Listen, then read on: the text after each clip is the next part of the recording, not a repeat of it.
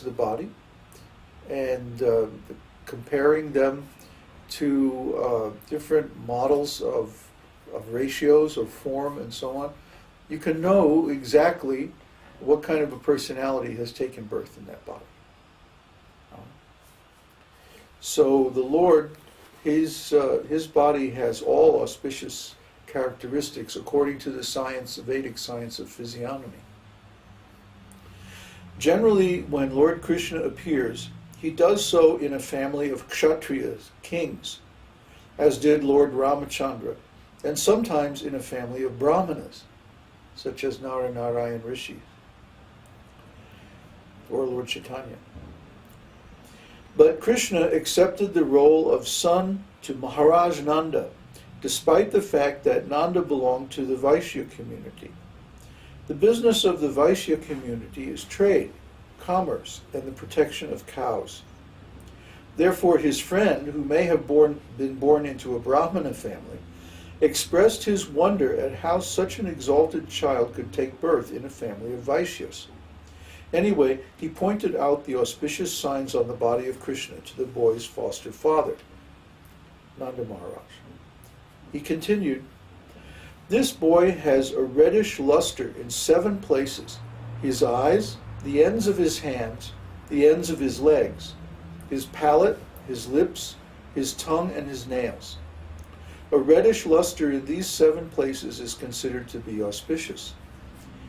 3 parts of his body are very broad: his waist, forehead, and chest.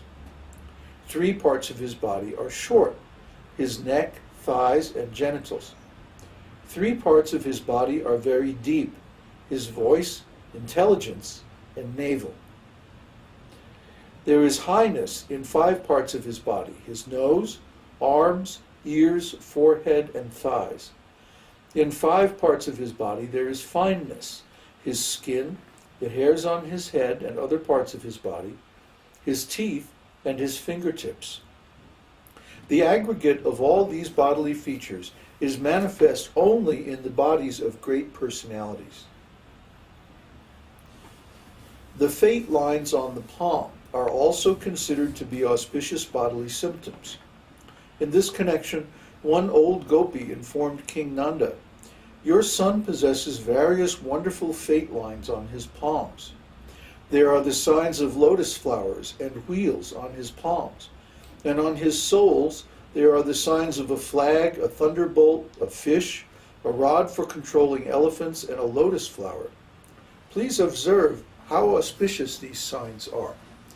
Sometimes in India you'll see there's pictures of Krishna's hands and the soles of his feet, and they have, like, you know, a picture of a lotus flower and a rod and all those things. But, you know, if you study palmistry, they don't actually give like a literal picture of those things, but a combination of lines that resembles those things. And they're given those names because those are convenient names that remind you of the particular formation. Like constellations? Yeah, similar to the constellations in the sky, right.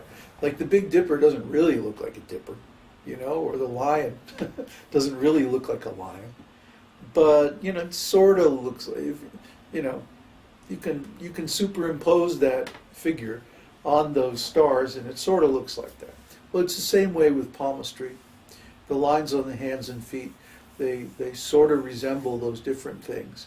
And when those are present, that's considered very auspicious. You see, so in Vedic civilization, all these sciences, physiognomy, palmistry, the different forms of astrology, you know, there's spiritual astrology, mundane astrology, and so on. They were all very highly developed.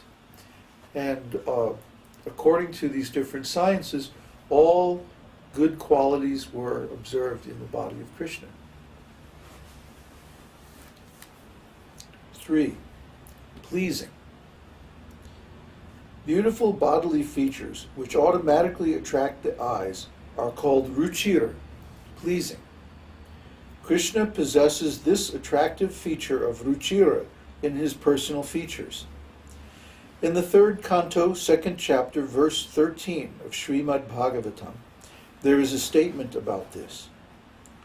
The Supreme Personality of Godhead, in his pleasing dress, appeared at the scene of the sacrificial arena when King Yudhishthira was performing the Rajasuya sacrifice.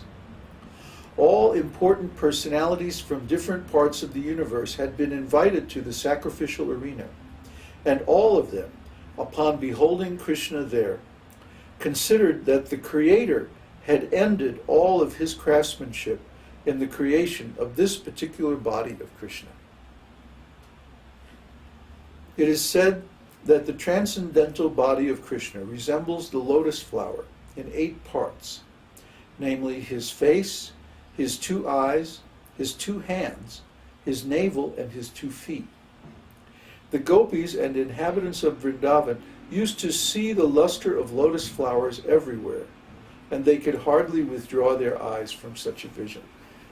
In other words, the inhabitants of Vrindavan in the spiritual world, or even in the material world when Kṛṣṇa appears, they would see Kṛṣṇa everywhere.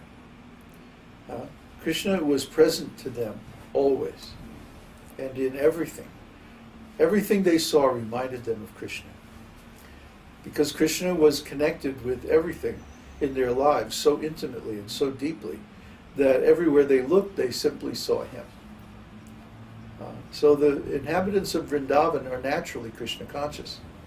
And even today, if you go there, you'll find that they're always chanting Kṛṣṇa or Radha, always involved in some kind of devotional service. 4. Effulgent. The effulgence pervading the universe is considered to be the rays of the Supreme Personality of Godhead. The supreme abode of Kṛṣṇa is always throwing off the effulgence known as Brahma Jyoti, and that effulgence is emanating from his body. The luster of the hosts of jewels fixed on the chest of the Lord can defeat even the luster of the sun. And still, when compared with the bodily luster of the Lord, that crest of jewels appears to be only as bright as one of the stars in the sky.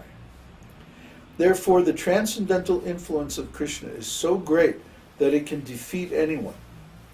When Kṛṣṇa was present in the sacrificial arena of his enemy King Kamsa, the wrestlers present, although appreciating the softness of the body of Sri Kṛṣṇa, were afraid and perturbed when they thought of engaging with him in battle. So let's see. The Brahmajyoti, or Brahman, is the spiritual effulgence of the Lord. And this spiritual effulgence has the quality of oneness. But that cannot substitute for the Supreme Personality of Godhead. It's just an energy, like light. In fact, it's the source of light.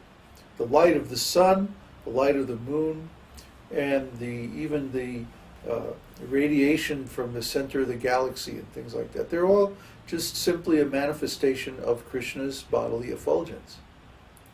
They're not independent. They don't glow by themselves. They're powered by something else, something higher. And that's Kṛṣṇa's bodily rays, the Brahmajyoti. So when we're actually successful in meditation, we see this Brahmajyoti, and it becomes visible to us as a light that's so bright, it's like brighter than the sun, but it's cool. It's not like the sun's rays are very scorching, And if you look at the sun, you can burn your eyes and like that. But when you see the Brahmajyoti within, this light is very beautiful and cool and pleasing, even though it's many, many times brighter than the sun. So this is Brahman realization. And this is basically the first step in self-realization. Śrīmad-Bhāgavatam says, Brahmeti paramatmeti bhagavan iti shabdite. That this non-dual substance, that is the absolute truth, is known as in 3 phases as Brahman, Paramatma, and Bhagavan, or the spiritual effulgence, the Supersoul, and the Supreme Personality of Godhead. So one should realize these three phases of the Supreme Absolute Truth, one after the other, and in that way attain complete self-realization. And that's the actual goal of meditation or spiritual life. So the